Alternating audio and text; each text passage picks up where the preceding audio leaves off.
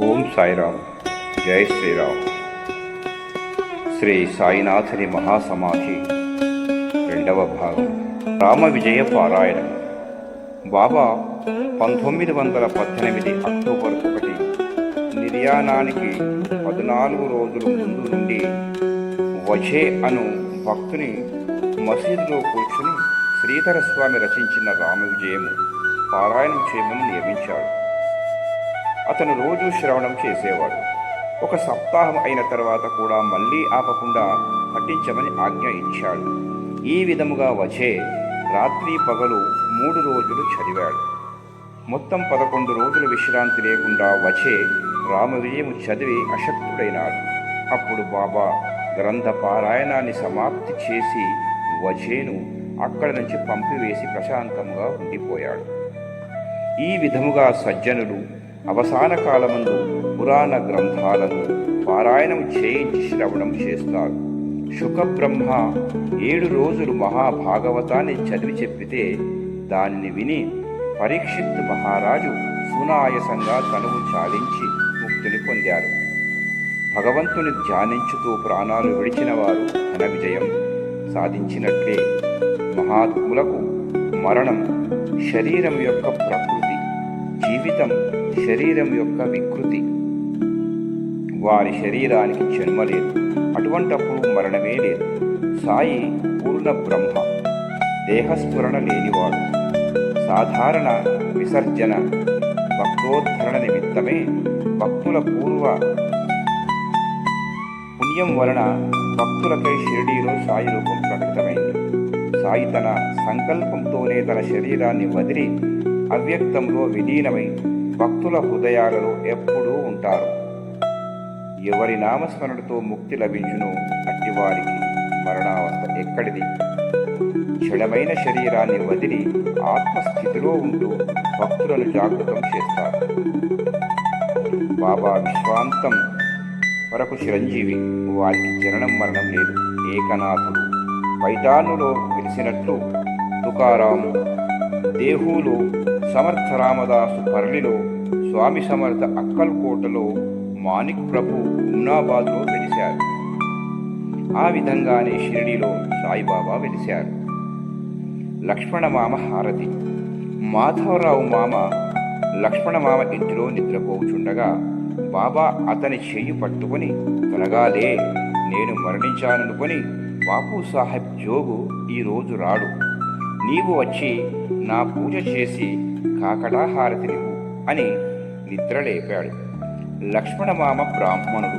నిత్యం ప్రాతకాలం స్నానం చేసి మడి కట్టుకొని బాబా దర్శనం చేసుకొని వారి పాద ప్రక్షాళన చేసి తులసితో పూజించి ధూపదీప నైవేద్యాలు దక్షిణ ప్రదానం చేసేవాడు.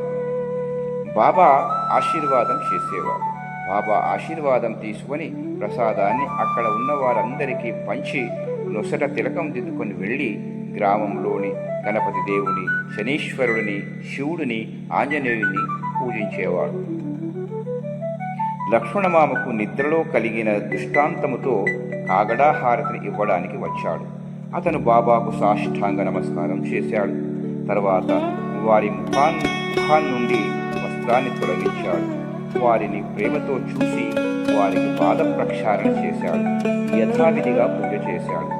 అక్కడున్న మౌల్వీలు బాబాను తాకకూడదని లక్ష్మణమామ వారి మాటలు వినకుండా బాబాకు గంధం రాశాడు. బాబా తన ఆరాధ్య దైవమని తలచాడు. అతను హిందువా ముస్లిమా అన్న దృష్టి అతనికి లేదు. అతని కళ్ళ నుండి అశ్రువులు కారాయి. బాబాను అలా చూడలేక మనస్సు వికలమైంది. కాళ్ళు చేతులు వడికాయి.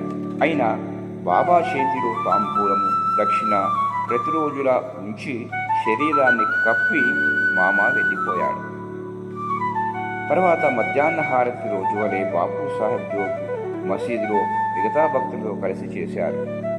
బాబాతో భక్తులకు 72 జన్మల సంబంధం, తరతరాల రుణానుబంధం ఉందని చెప్పాడు. బాబా అందరినీ ప్రేమపాశంతో బంధించి ప్రవాసానికి వెళ్ళిపోయారు. మళ్ళీ వస్తాడని భక్తులకు పూర్ణ విశ్వాసం. బాబా నిర్యాణం తర్వాత ఎందరికో సాక్షాత్కారములు, చమత్కారములు గుప్త రూపముగా చూపించాడు. ఎవరి అనుభూతులు ఎట్లా ఉంటే వారి అనుభవాలు కూడా అట్లాగే ఉంటాయి. బాబా చావడిలో గుప్త రూపంలో, మసీదులో బ్రహ్మరూపంలో, సమాధిలో సమాధ్యావస్థలో సర్వత్రా పరమార్థ స్వరూపంలో ఉండి మనస్సులు భక్తి హృదయంలో ప్రేమ ఉంటే సాయి సమర్థుడు లేకపోవడమేమిటనేది లేదు. వారు ఎల్లప్పుడూ అక్షయంగానే ఉండేవారు. సత్పురుషులు ఉన్న చోటనే బ్రహ్మస్థితిలో ఉంటారు. కానీ దేవతలు వారి చోటికి వెళ్ళిపోతారు. గురు చరణాలయందు నిష్కామ ప్రీతి, గురువు కథలయందు ఆసక్తి, నిర్మలమైన భక్తి ఉండే భక్తుల స్నేహం పాశం విడిపోదు. బాబా వారి అంతిమ సంస్కారం. బాబా శరీరానికి అంతిమ సంస్కారం ఎలా చేయాలి? 36 గంటల పాటు తర్జన భర్జన చేశారు. ఈ శరీరాన్ని హిందువులు తాకకుండా ముందు శ్మశానానికి తీసుకెళ్లాలని ఒకరంటే 6 బయట సమాధి కట్టాలని మరొకరన్నారు. కుషాల్ చంద్, అమీర్ శక్కర్ ఈ మాటలనే సమ్మతించారు. కానీ చివరి శ్వాస విడుస్తూ నా శరీరాన్ని వాడలో ఉంచండి అని అన్నాడు బాబా. గ్రామాధికారి రామచంద్ర పాటిల్ బాబా భక్తుడు. అతను మీ అభిప్రాయాలు ఏవైనా సరే మేము వాటిని అంగీకరించము. సాయిబాబా శరీరాన్ని వాడాలో తప్ప మరెక్కడ ఒక్క క్షణం కూడా ఉంచకూడదు అని గ్రామస్తులతో అన్నాడు.